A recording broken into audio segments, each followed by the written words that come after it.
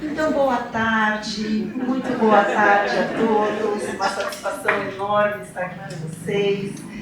Estamos aqui com um direcionamento diferente, então, para a palestra está tudo bem. Seguimos estudando o livro Fonte Viva, psicografado pelo Chico Xavier, ditado por Emmanuel. Comecinho do ano, estamos na lição 15, cujo nome é Fraternidade. Fraternidade, quando ouvimos, e ouvimos isso principalmente em uma casa espírita, pensamos, ora, tudo bem, amar a Deus acima de todas as coisas, amar ao próximo como a si mesmo, já sei, está tudo bem. Será que realmente está tudo bem?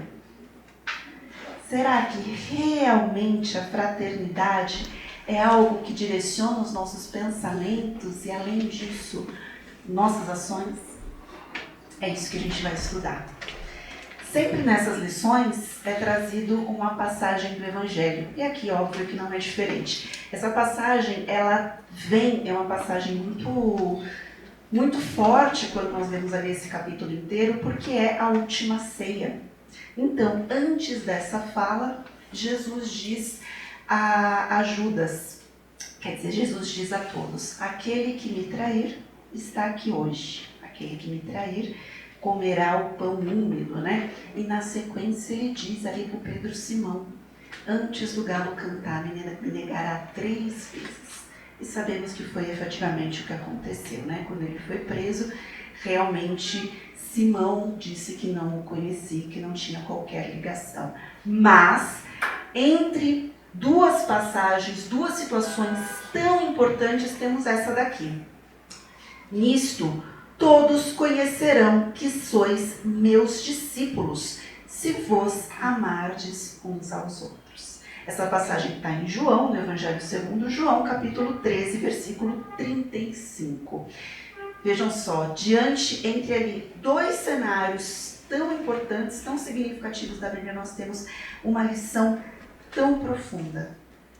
Perceberão, saberão que sois meus discípulos, se amardes uns aos outros. E sempre fizemos isso na história da humanidade, né, meus amigos? Sempre foi assim, nunca houveram batalhas por conta de religião, nunca aconteceu nada disso, então eu acho que a palestra acabou por aqui, né? Pois é. Na própria lição aqui, logo no início, o Emmanuel traz, desde a vitória de Constantino, que descerrou ao mundo cristão as portas da hegemonia política, temos ensaiado diversas experiências para demonstrar na Terra a nossa direção de discípulos de Jesus. Constantino, que foi o primeiro político que trouxe a questão do cristianismo para a política em si. Tanto que ele não participava ali das homenagens, né, que faziam a Júpiter, enfim, ele não participava. Mas vejam só, muito interessante, muito bom esse direcionamento dele. Mas a gente tem que tomar cuidado com os meios. Constantino, estamos falando que aí o Constantino foi imperador mais ou menos ali 300 depois de Cristo. Aí dizem que por volta de 312 depois de Cristo, ele teve um sonho com uma cruz. E foi dito a ele neste sonho que aquele símbolo o levaria à vitória. O que ele fez, ele tinha uma batalha muito importante, não vou me lembrar o nome da batalha agora, mas é uma batalha que foi travada ali em cima de uma ponte, enfim, tem alguns desenhos até que falam sobre essa batalha. E o que ele fez? Pintou ali nos armamentos daqueles soldados uma cruz, saiu vitorioso da batalha. Isso quer dizer que ele está seguindo as lições de Cristo? Ele seguiu as lições de Cristo? Ele falava e dizia que seguia. E a história continua assim. Emmanuel diz, organizamos concílios célebres, formulando atrevidas conclusões acerca da natureza de Deus e da alma, do universo e da vida. Estudamos, discutimos, nos reunimos há anos e anos e anos, estudando a lição de Cristo, estudando as lições de Cristo. Incentivamos guerras arrasadoras que implantaram a miséria e o terror naqueles que não podiam crer pelo diapasão da nossa fé. Ora, se você não segue a fé que eu sigo, Se você não segue quem eu sigo, eu trago uma guerra. Essa é a lição de Cristo? Disputamos o sepulcro do Divino Mestre, bandindo a espada mortífera e ateando fogo devorador. Criamos comendas e cargos religiosos, distribuindo veneno e manejando o punhal. Acendemos fogueiras e erigimos cadafalsos, inventando suplícios e construímos prisões para quantos discordassem do nosso ponto de vista. E ele segue. Edificamos palácios, montamos estruturas enormes para dizer que seguimos Cristo. Seguimos a lição de Cristo. E até aqui, a gente pode estar pensando, bem, ele está falando nós, está falando aqui primeira pessoa do plural, mas esse nós, a gente não se sente tão parte disso, né? Esse nós parece que ainda está assim, com o dedinho apontado. E neste momento a lição do Emmanuel, que nós sabemos que não fala sobre os outros, que as lições que Emmanuel traz não é para os outros e para julgarmos, nossa, na história, quanta coisa que o outro fez, que o outro fez, e os outros fizeram porque eles estavam errados. Neste momento, Emmanuel fala, pega esse dedinho que você está apontando e vem para o outro lado. E aí é o lado mais difícil. E aí é o olhar mais difícil, porque até então, que interessante, uma lição histórica, uma visão histórica ali da Igreja Católica, realmente, muitas batalhas, nós sabemos que isso aconteceu, mas e hoje? E atualmente, o que acontece? Emmanuel nos traz, ainda hoje alimentamos a separação e a discórdia, erguendo trincheiras de incompreensão e animosidade uns contra os outros, nos variados setores de interpretação. Meus amigos, talvez não estejamos aí travando uma batalha efetiva, uma batalha corporal, talvez não estejamos erguendo templos, gritando a todos os ventos a nossa religião, impondo dessa forma, mas atualmente, ainda assim, travamos uma batalha, e essa batalha é interna.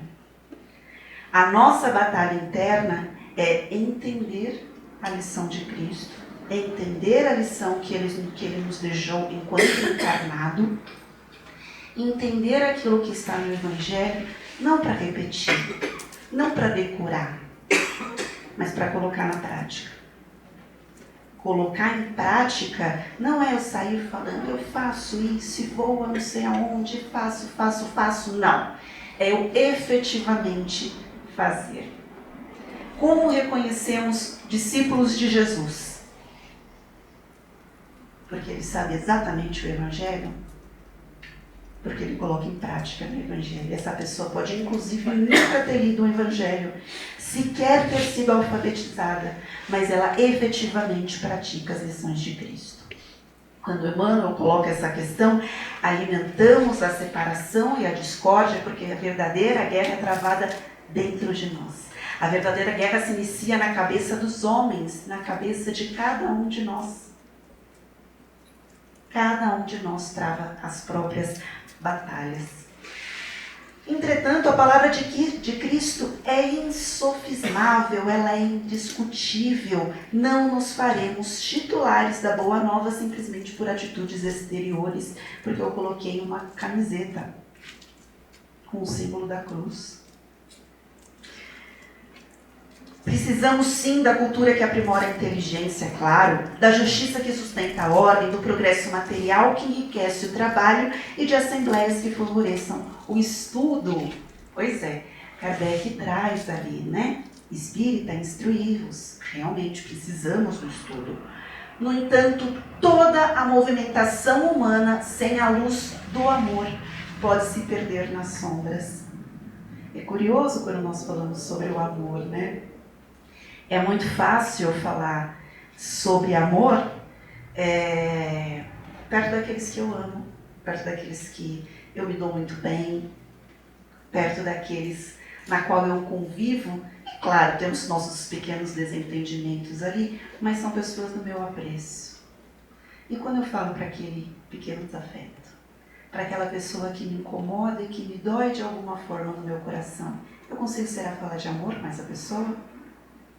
Eu escutei uma história muito interessante, mas eu vou mudar ela um pouquinho, tá? Essa história é sobre batatas.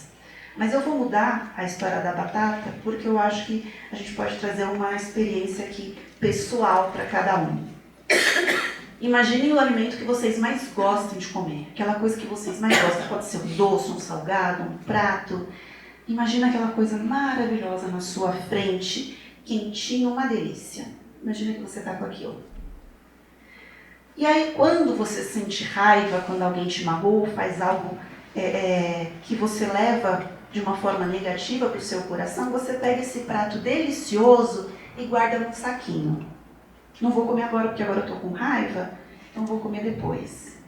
E aí você guarda mais um, você guarda mais um, você guarda mais um. O que vocês acham que acontece depois que você passa 6 meses guardando esses alimentos no saquinho? Você abre o saquinho e vai estar gostoso? Vai estar saboroso? Vai estar com um cheirinho bom? E agora foi bom porque eu fiz todo mundo entrar em dieta e desistir daquilo que gosta de comer. Mas isso que nós fazemos é a nossa raiva. Isso que nós fazemos são os maus sentimentos que nós nutrimos dentro de nós. Nós pegamos isso que está estragado dentro desse saquinho e a gente coloca para dentro. E isso fica lá dentro, fica lá dentro, e fica lá dentro, e fica lá dentro. E olha que curioso, nós esperamos que o outro vá passar mal. Não é incrível isso? Não é fácil, né? Ler o Evangelho e colocar em prática as lições de Jesus. Estamos falando de um espírito muito evoluído. Mas será que às vezes eu não consigo olhar esse saquinho e falar, isso aqui não está bom para eu comer? Deixa eu tirar, deixa eu jogar e colocar para outro lugar. No livro 2000 Anos, que é parte da história do Emmanuel, tem uma história muito linda onde ele perdoa. Onde ele perdoa o homem que sequestrou seu filho quando criança. O que ele aprende? Aquele homem que está com uma dificuldade enorme de seguir a religião, que não aceita a esposa que está seguindo Jesus, que está seguindo as lições de Jesus, o que ele escuta? Perdoa. E naquele momento que ele foi mais difícil para ele, ele percebeu, é esse momento que eu preciso perdoar. Vocês acham que foi fácil para ele? Claro que não. Não é fácil para nós. Mas será que não estamos todos aqui nos reunindo, conversando e seguindo uma doutrina porque nós queremos tentar? Será que não está na hora de abrir esse saquinho e tirar aquilo que já não nos serve mais dali de dentro? Pedindo, e talvez a gente não tenha força o suficiente para fazer isso. Perdoar não é fácil. Mas nós temos sempre como pedir ajuda em nossas orações, força para conseguir dar esse apoio, para conseguir dar esse perdão. Deus, eu não consigo isso. Por favor, me ajuda, me dê forças.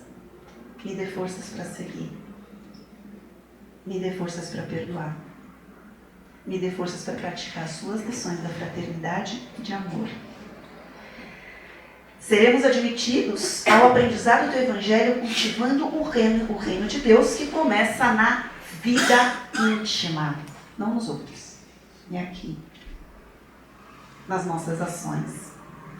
Entendamos assim que a fraternidade pura e simples, amparando-nos mutuamente, fraternidade que trabalha e que ajuda, compreende e perdoa, entre a humildade e o serviço que asseguram a vitória do bem.